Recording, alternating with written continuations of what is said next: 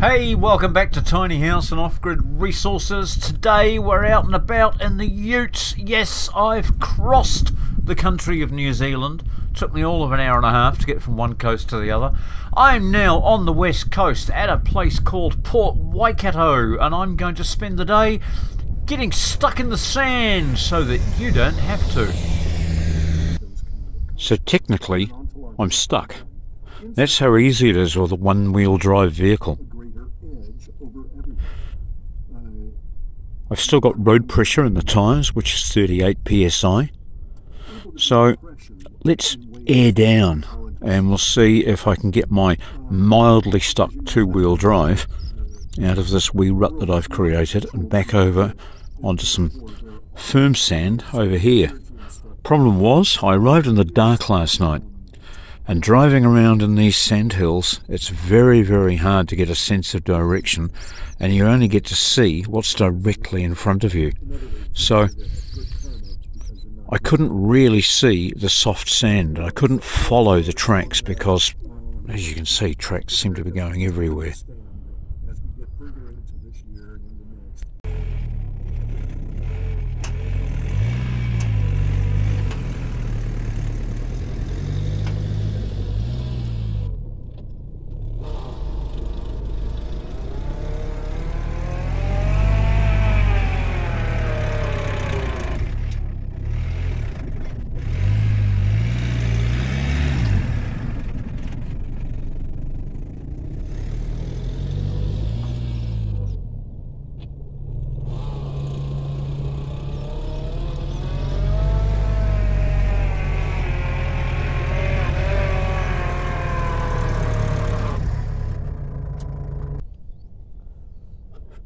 So, down here behind the driver's seat, I've got a whole lot of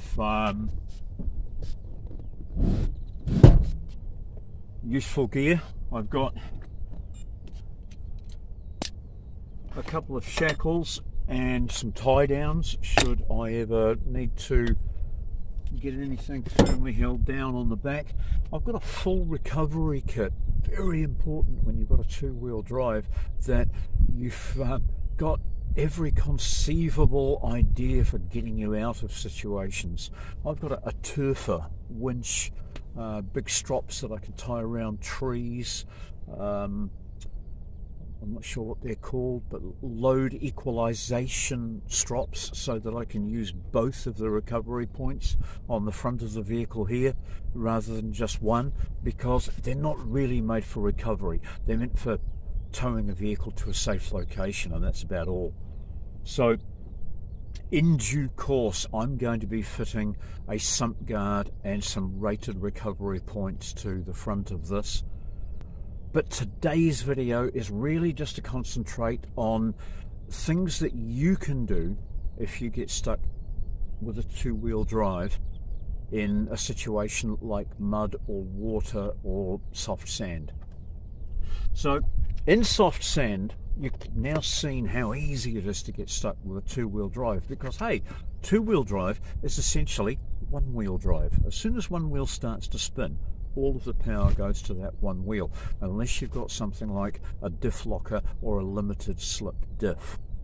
Now, not many vehicles come out that are two-wheel drive with a diff locker, but they can be fitted as an accessory for around $1,000 US. Many utes do come with an option of a limited slip diff. It's not a popular option. I've owned many utes like this, and I've only owned one that had a limited slip diff in it from new, and that was a Holden. They were quite well known for their 1-ton utes. Many of them had the limited slip diff fitted.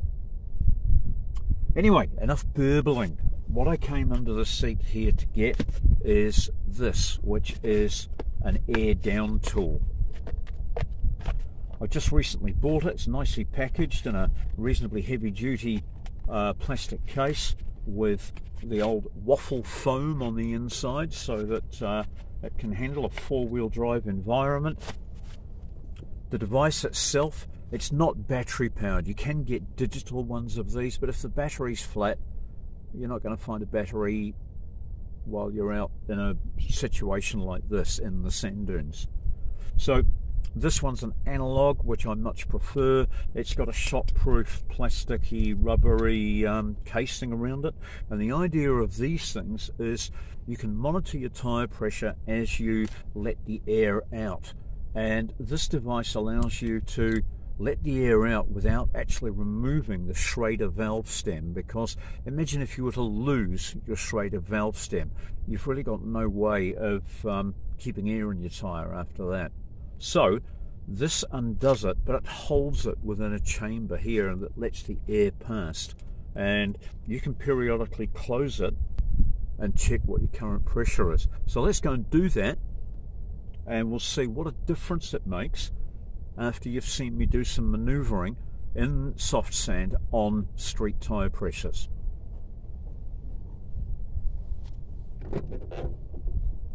Right, so I'm mildly stuck here. I could persevere back and forth to compact some sand underneath my wheels and get my way back onto this firm track, which is more over here. But I'm going to see what happens by halving the pressure in my tyres. I'm going to go down to 18 pounds. Screw the tool on using this knurled knob.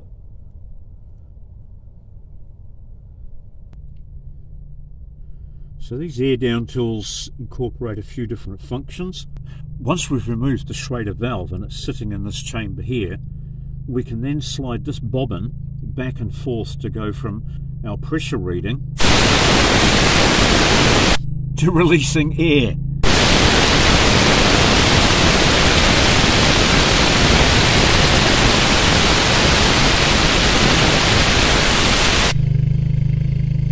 Progressively check at any time we like.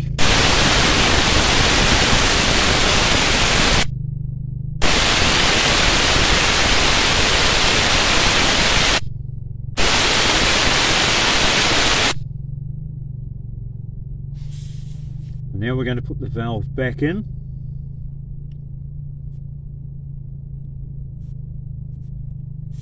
By maintaining downwards pressure and turning to the right. That's the valve back in. Now we can remove the tool.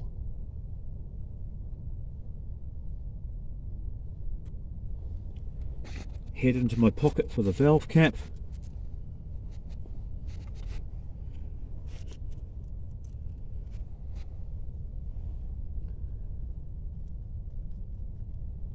And we're going to head on over to the other wheel. Same procedure. Valve cap in the pocket.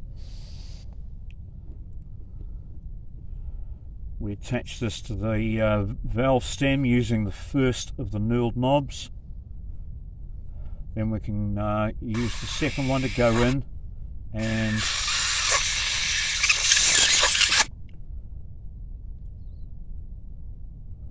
remove the core.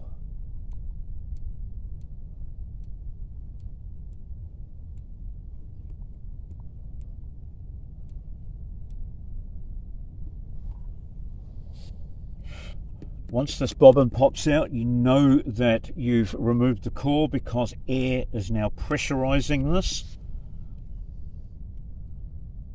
You can see that I've got 32 pounds in this one. We'll just slide to let the air out.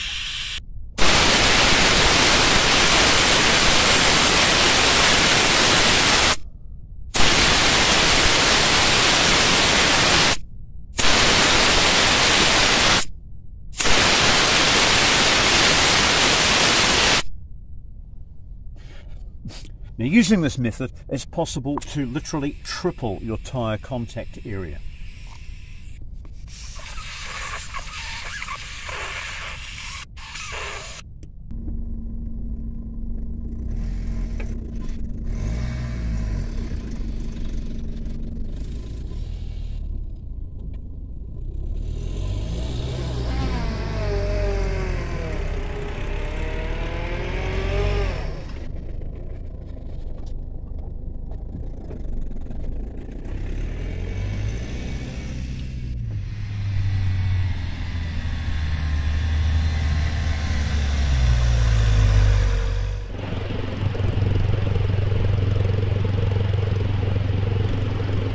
I made it almost to the top, I'm very pleased to say.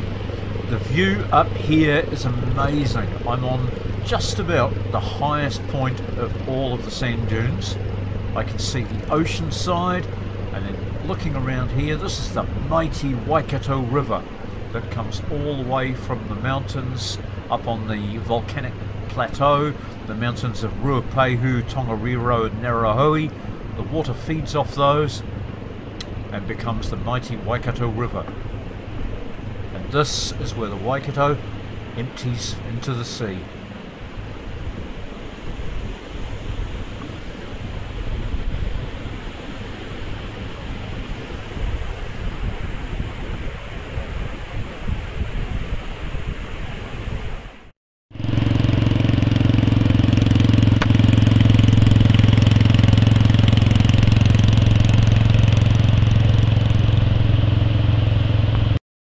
So, by spending the day getting stuck for fun, hopefully I'm going to avoid embarrassing situations in the future just by being a little bit more savvy.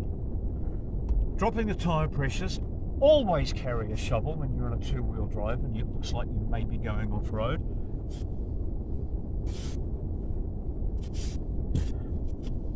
Be prepared to get a little grubby, and don't forget to dig out the front wheels as well.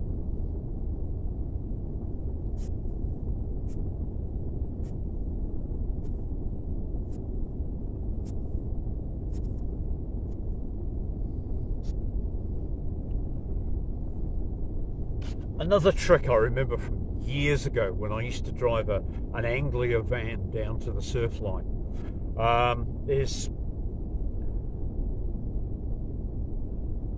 when you get stuck, rock backwards and forwards. Form yourself a firm little base with no wheel spin. And the longer you can make that platform,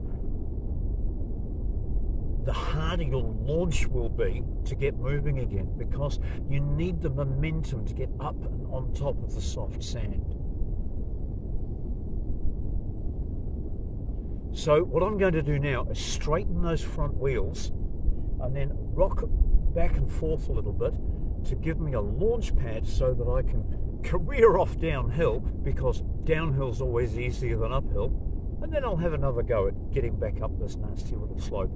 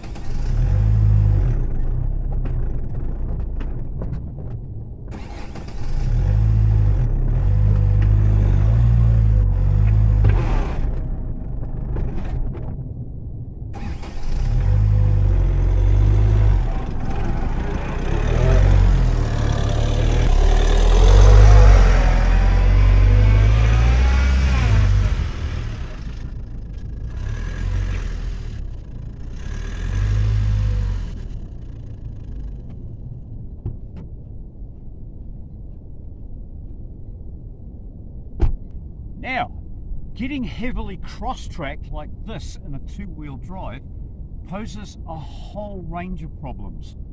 Firstly, I'm in a bit of a confined space.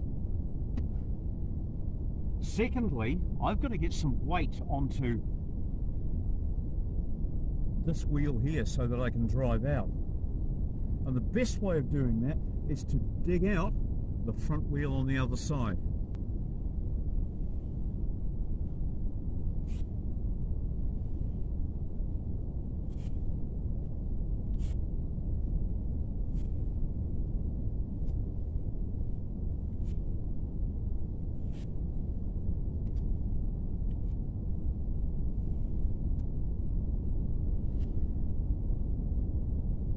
Can you see the difference this is making?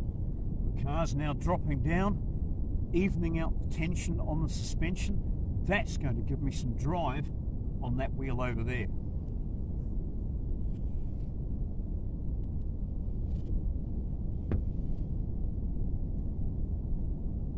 As always, safety first. Think about everything you do before you do it. When you're by yourself in a situation like this, the last thing you want is to hurt yourself.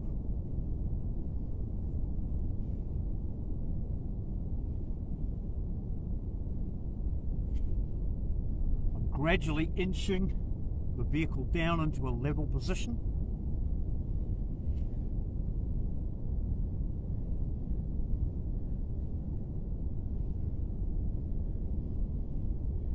Then, to make my job easier, I'm going to move this sand away so that I've got a nice smooth track out.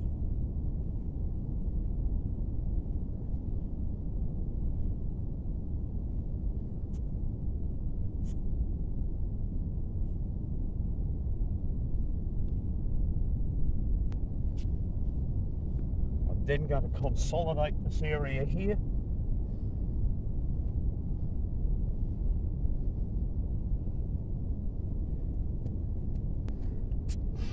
Once again, I'm going to rock backwards and forwards to form myself a little platform to launch on.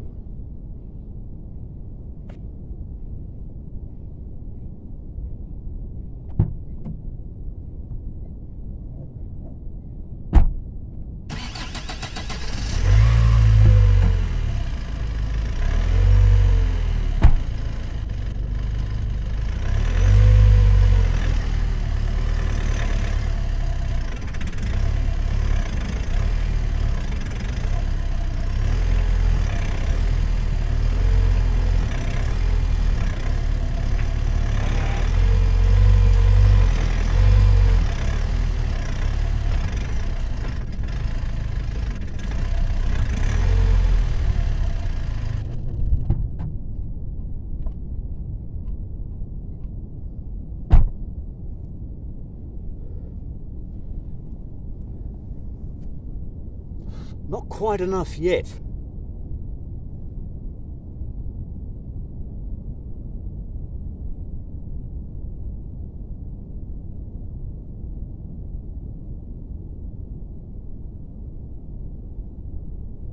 I'm going to dig out behind the right-hand rear tyre, and that will provide me something to back into, and then I can continue this rocking motion. I'll extricate myself from this situation in this direction.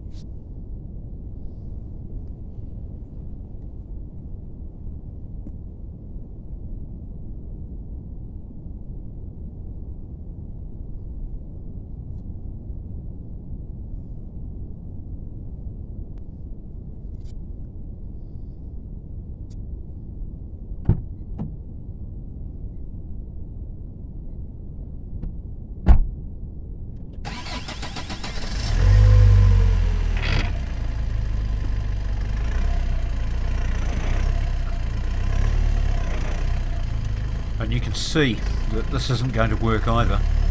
All the spinning is happening on the left-hand rear wheel because there's just no weight on it.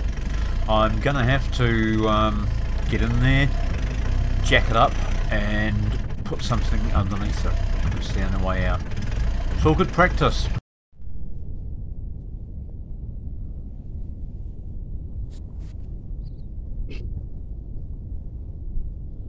Now, of course, on most beaches, you're going to find a piece of wood for every purpose.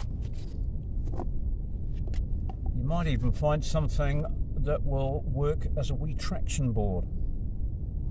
But I think this is going to have a little bit more traction. So I'm going to lay that in here. I may just dig this out a wee bit more so that we're not having to climb so high to get onto it.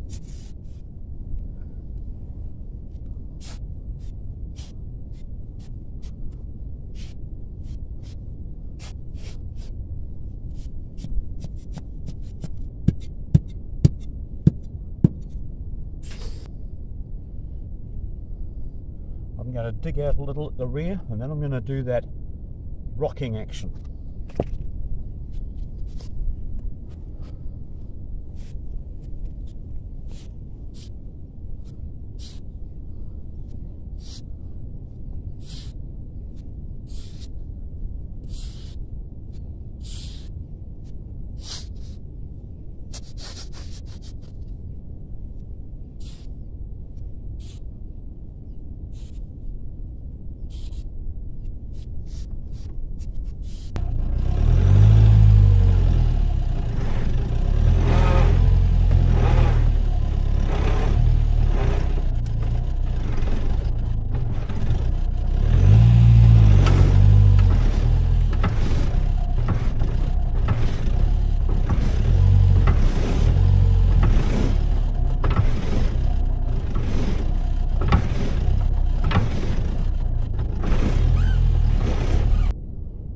Okay, now you can see that I've picked up a selection of dead wood and foliage.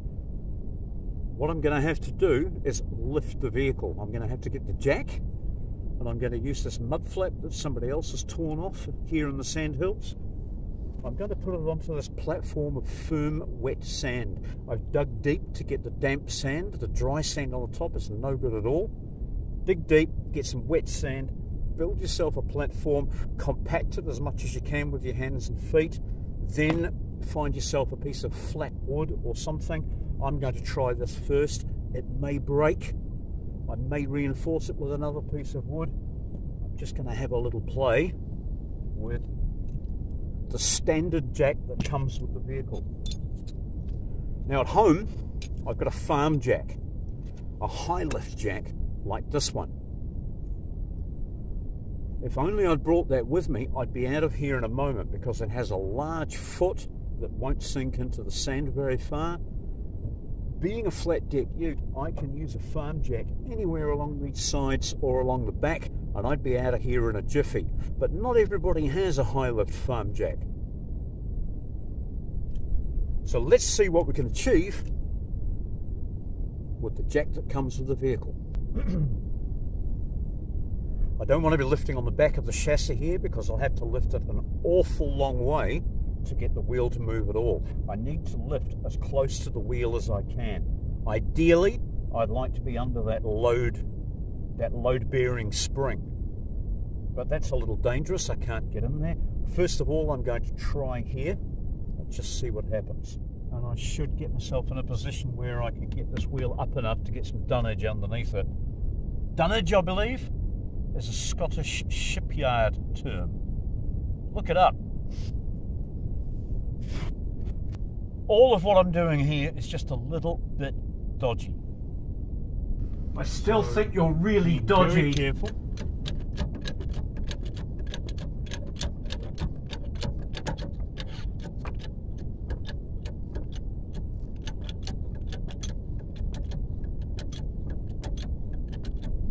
I'm starting to get some lift on the tyre here now.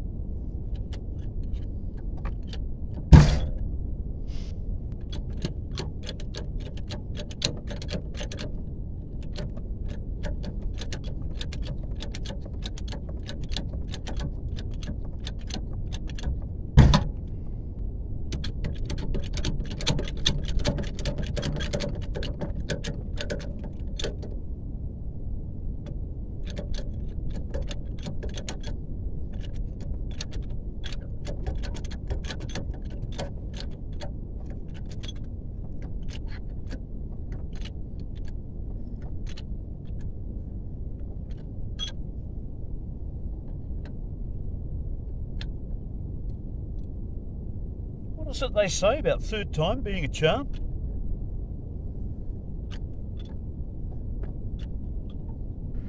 Now, a lot of you know that when I do anything that's really dodgy at home, I go to the concrete bunker down the end of the street with all the neighbours, and we wait in safety while my clone does the dangerous work. You'll see that in numerous videos. It's always worked well in the past. But this time, this is me. I'm going to have to do this myself because I'm the only one here. So I'm being very, very ultra careful, not putting any body parts underneath the ute. Very aware of how the ute will fall if it falls. Will it fall down, or will it shift sideways? Will it push forward, or will it roll backwards and career off down the hill by itself? Who knows? Stay watching and tune in next week when we'll find out what happened to Stu in the sandhills.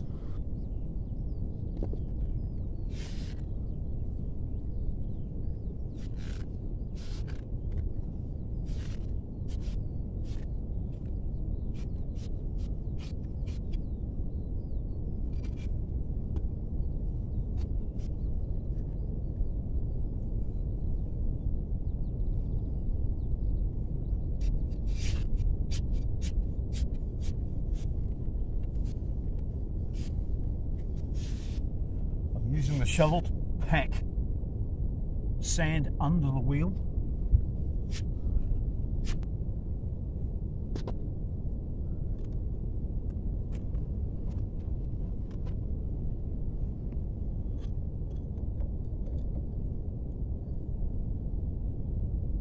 That's good. I let the pressure off the jack. The wheel didn't sink at all.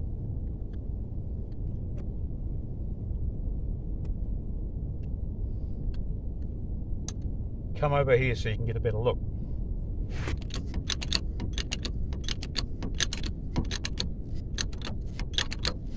Got a lot more movement in the sand.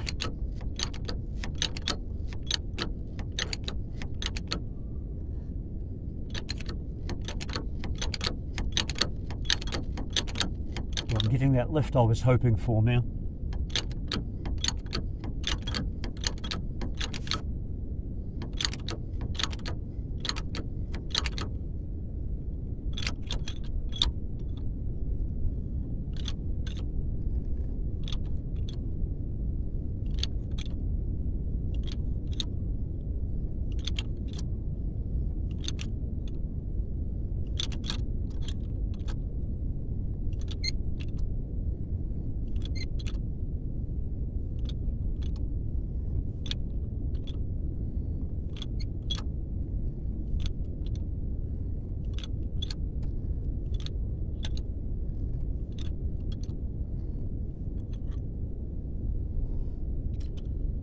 It's a good lift.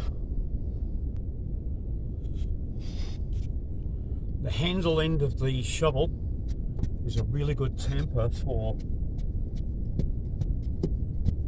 getting the sand firmly under the wheel. Let's get that large piece of wood in the bottom as a base.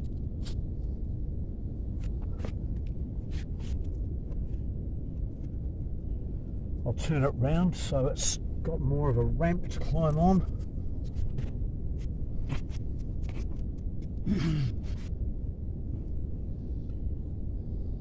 You can see now, can't you?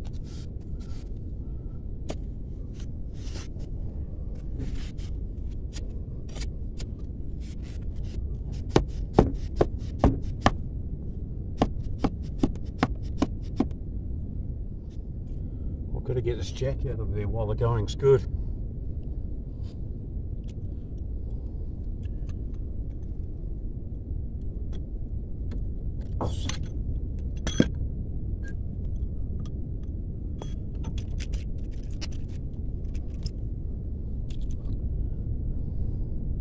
I'm going to create a firmer base for the jack, put the jack back in, give it a second lift, and then put another layer right actually under the tyre tread.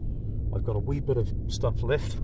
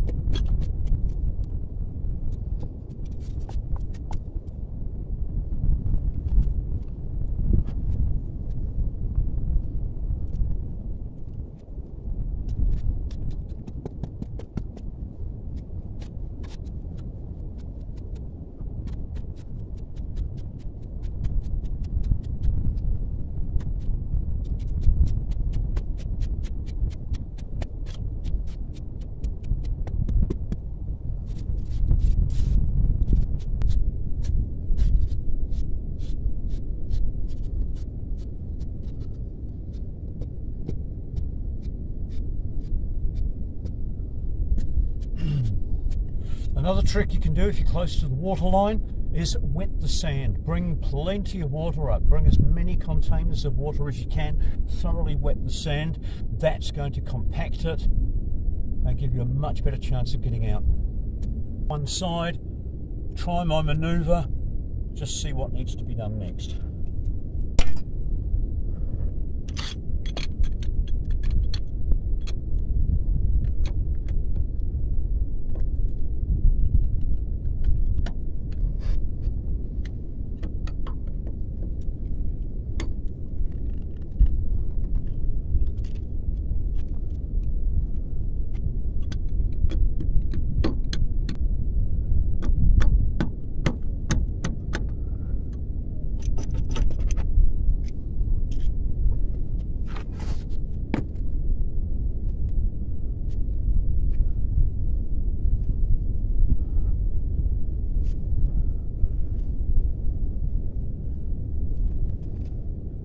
I think I've got a pretty good chance of climbing out of here now.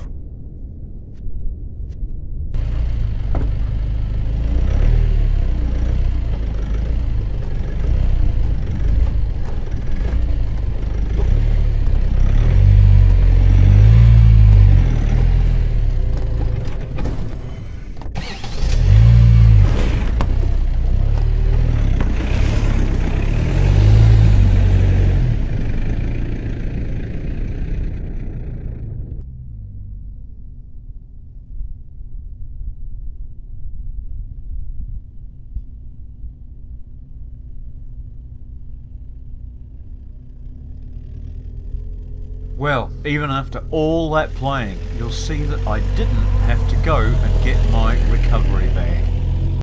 Because now here is an example bag, of what happens if you come to a serious stop too fast. If you that I'll apply the need brakes to when you extricate come to a myself stop, you'll end up with a from wee various mound situations. in front of your wheels like this that you'll have to climb over to get moving again. So it's always best when you're on sand to just coast to a gentle stop, and then you'll get moving again. What I would do to avoid digging a hole is reverse slightly, just one wheel revolution, and then come forward and climb over that.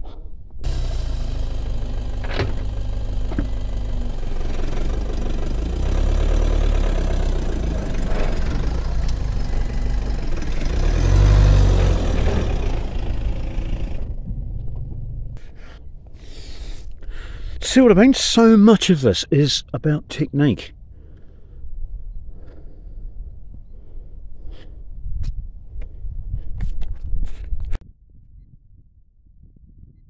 So even after all that playing, you'll see that I didn't have to go and get my recovery bag. Because it's in my recovery bag that I've got all the serious stuff for getting out of situations like this.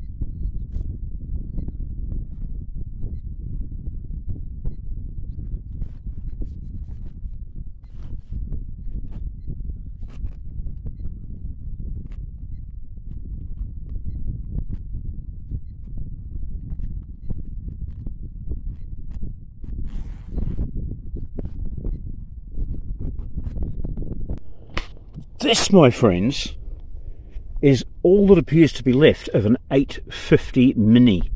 Well done, I say, getting out here onto the sand dunes with a front-wheel drive vehicle, but I don't want to go excavating, but I can't see anything else lying around that belongs to this vehicle. But how do I know it's an 850 Mini? Simply because, well, for a start, I'm really old. But this here is where the oil comes from the gearbox and starts to get delivered through the motor itself. This thing here is a steady brace that goes back to the firewall from the motor. So if I dig a hole here, and this is actually attached to something, no, it's not. Oh, hang on, it might be. Oh my God, there's a piece of metal. There's a good chance that there's an entire Mini buried under here. This, I believe, is the gear change rod, but it looks too long. I'm not sure what that would be. Depending on the year of the Mini, they either had a long gear stick and no remote, or they had a remote and a short gear stick. But if it's here, it'll be deep down under there. Anyway, I know it's an 850 Mini because this face here is level with the cylinder head gasket surface. If it was an 1100 Mini, there would be a small step just here. But I'm going to get my metal detector and see if I can find any other bits and pieces lying around here.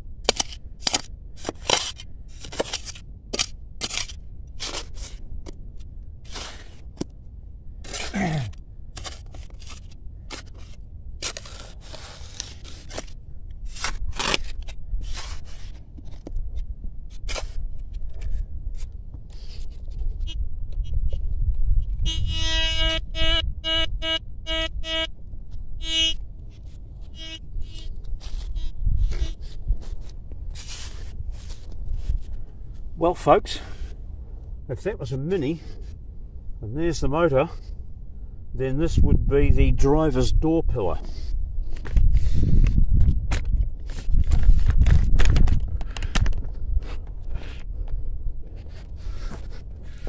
Let's do a little more excavation and see if that's what it is. Oh look, it used to be a blue Mini. Possibly. I think I can see some blue paint down there.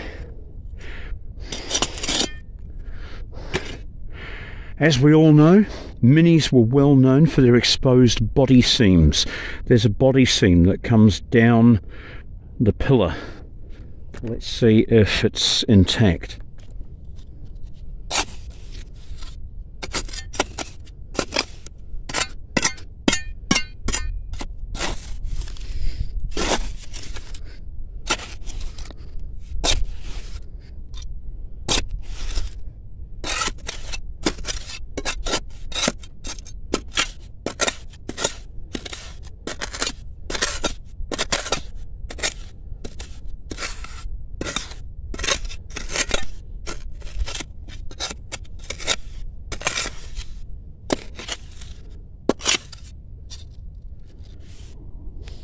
What do you think?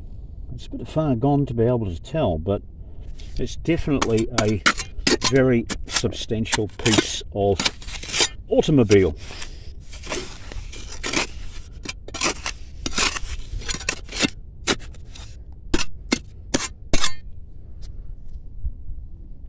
I'm going to go the width of a Mini in this direction over here and see if I can find the other one.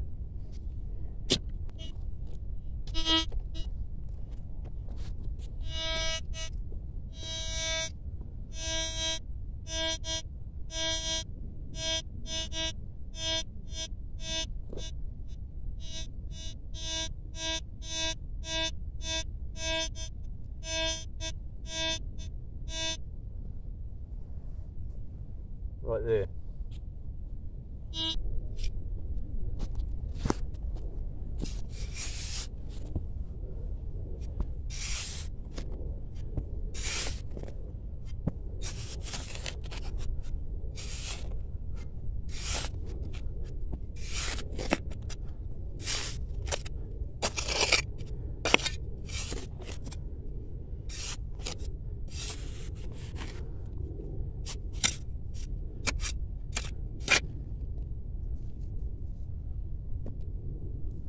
That, my friends, is a door rubber.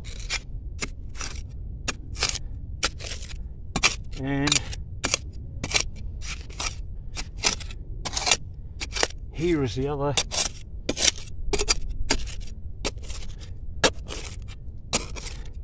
And right here is the other screen pillar. Think about it. If we could get this baby running, it'd be worth a fortune. These things are worth big bucks nowadays.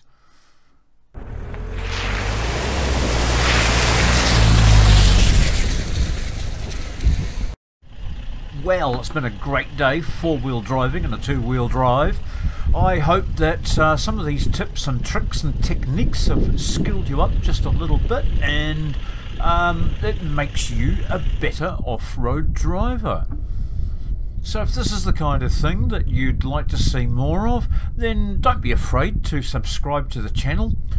Click the like button, tell your friends about tiny house and off-grid resources, and if you really like what I do, you can even go here and buy me a coffee.